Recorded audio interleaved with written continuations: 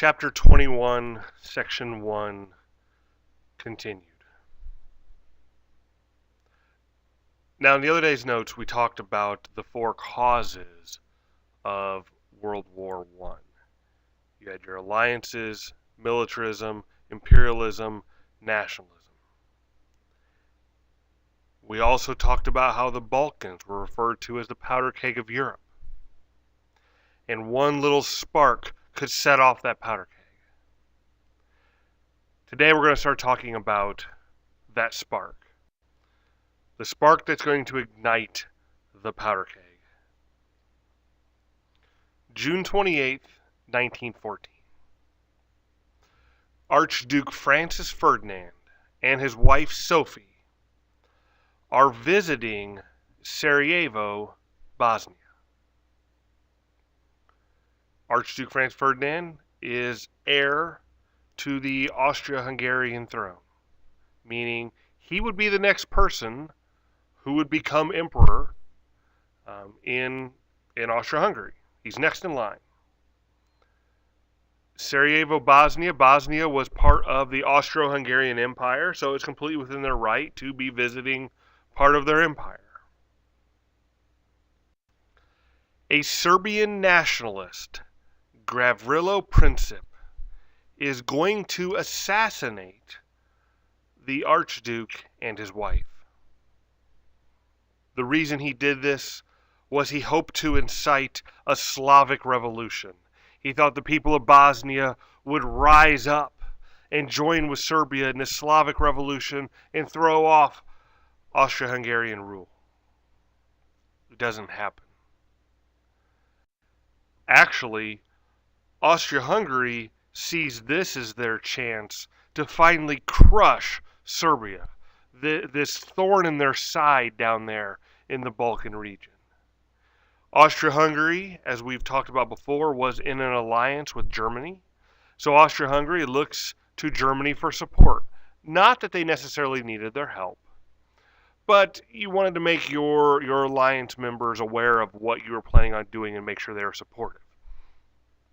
Germany basically wants them to respond quickly. If you're going to do this, do it quickly before others get involved in it.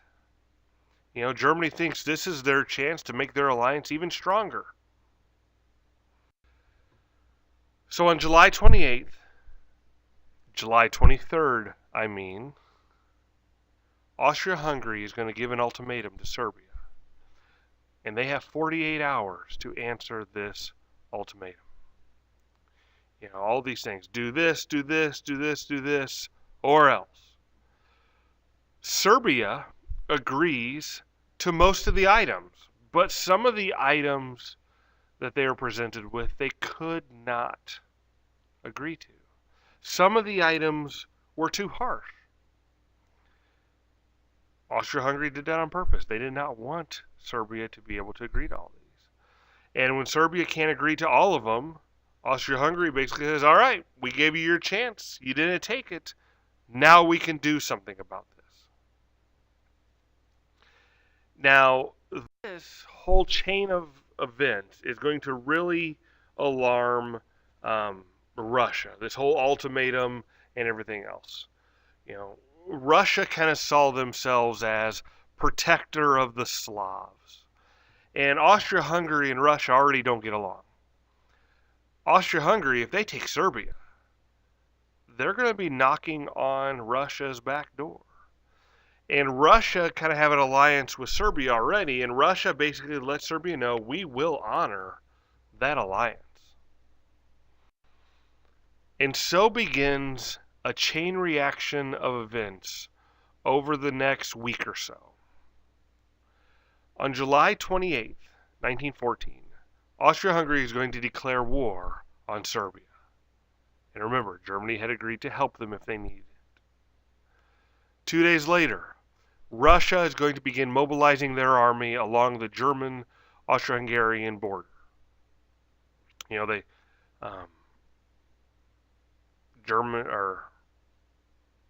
the next 2 days or whatever, Germany is going to declare war on Russia. Remember, first strike, They had told Russia, stop your mobilizing on our border. The only way you mobilize is unless you're going to do something. And Germany wanted first strike. They weren't going to wait till they got invaded by Russia. They're going to hit them first.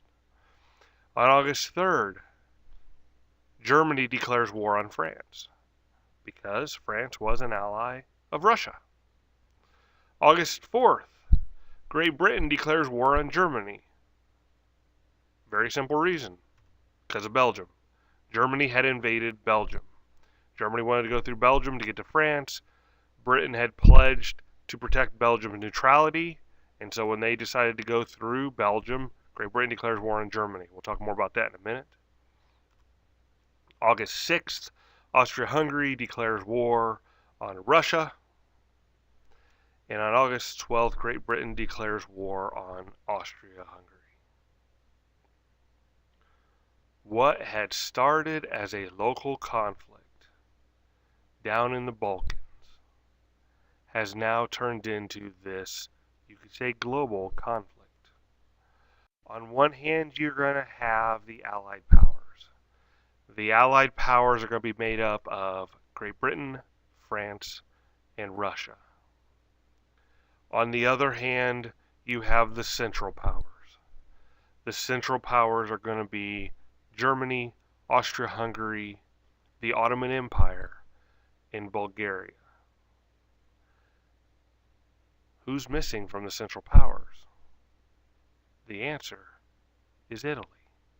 Italy was in the Triple Alliance with Austria-Hungary and Germany. Italy was so opposed to how aggressive Austria-Hungary was being here that they don't join the war on the Central Power side.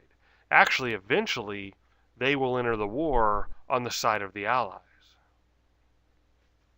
By the time this is all said and done, you've got around 30 nations involved in this war. And a lot of people believe that this was going to be a short war. Many people volunteered, thinking they'd be home by Christmas. Because typically that's how this went. There was a conflict in Europe, you went, you met on the battlefield, you fought. Somebody wins, somebody loses, you go home. But some realized that this was going to be different. This was going to be a long, bloody, world-changing conflict. The British Foreign Secretary is going to comment, "The lamps are going out all over Europe. We shall not see them lit again in our lifetime." All right, so let's talk about what's going on in this war. What did we say brought Britain into the war?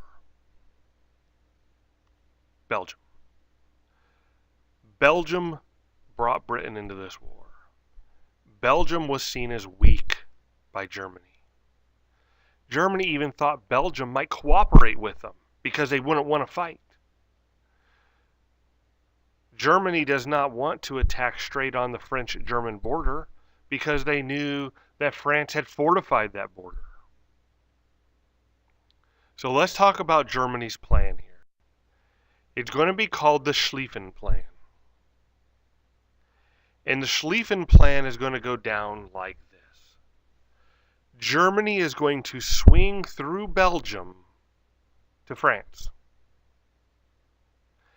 They will capture Paris, the capital of France, thereby defeating France. But Germany can't just worry about France. Russia is on the eastern side. Germany's plan is to keep a small army over there to hold off what typically was the slow Russians in the east. So while they're doing this in France, going through Belgium into France, they have a small army over there holding off the slow Russian army. Germany's army in the west swings through there. They get Paris. They defeat France. Their troops are put on the trains. They're sent over to the Russian front, where they then defeat Russia. That was the Schlieffen Plan. The entire plan depends on speed. The whole thing depends on speed. Germany had to be fast. Russia had to be slow. Hurry up and put your troops on a train. Defeat France quickly. the plan fails. The plan fails. Belgium put up more resistance than what they had expected. That slowed them down going through Belgium. France and Britain had time to send troops in. Russia moved faster than expected because remember, they had already mobilized. Germany had to send more troops to the east, which slowed down the west even more. The German troops are going to get within 15 miles of Paris along the Marne River. This is going to be the first battle of the Marne. Germany almost gets there. The Allies are going to push Germany back 40 miles. The Germans then decide, all right, since that plan is shot, they can't get to Paris, they're then going to decide to swing towards the English Channel to try to take the ports up there near the English Channel to keep Britain from sending more over. The Germans are going to be stopped again by the Belgian town of Ypres.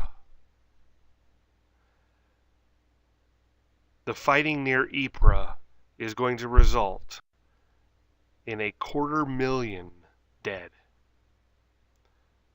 Counting everybody. French, British, Canadian, Belgium, German.